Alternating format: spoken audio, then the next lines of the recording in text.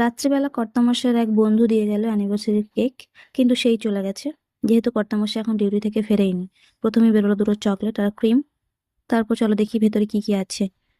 তো বেরোলো ছুরি। তো চলো কেকটা দেখি কেমন হয়েছে। চটপট করে কেকের প্যাকেটটা খুলে দিলাম, আমার তো লোভ সামলাচ্ছিল না কখন কাটবো আর খাবো।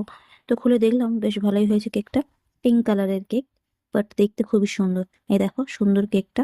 এর মধ্যে আবার লেখা আছে হ্যাপি বার্থডে। হ্যাপি বার্থডে নয়, আমার অ্যানিভার্সারি। পুরো ফাঁকা কেক দিয়ে দিয়েছে, আমাকেই বোধহয় লিখতে হবে হ্যাপি অ্যানিভার্সারি। তো স্টিকারটাকে প্রথমেই তুলে ফেলে দিলাম। চলো ট্রাই করি অ্যানিভার্সারি লেখা লিখতে পারি কিনা ক্রিম দিয়ে, কোনোদিন তো লিখিনি। চলো ট্রাই করা যাক। দেখো ক্রিমের অবস্থা কি কেমন ভাবে বেরোচ্ছে। লিখতে তো পারলাম না, ছেড়েই দিলাম। ভাবলাম এমনি কেটে ফেলবো কেকটা। কর্তামশাই আসার পর কেক কাটতে বসলাম। ছুরিটা এমন দিয়েছে কেক কাটাই যাচ্ছিল না, মনে হচ্ছিল ছুরিটাই আগে ভেঙে যাবে, কেক কাটা হবে না। তো কেউ তো উইশ করার নেই হ্যাপি অ্যানিভার্সারি, আমি করে দিলাম হ্যাপি অ্যানিভার্সারি টু আস।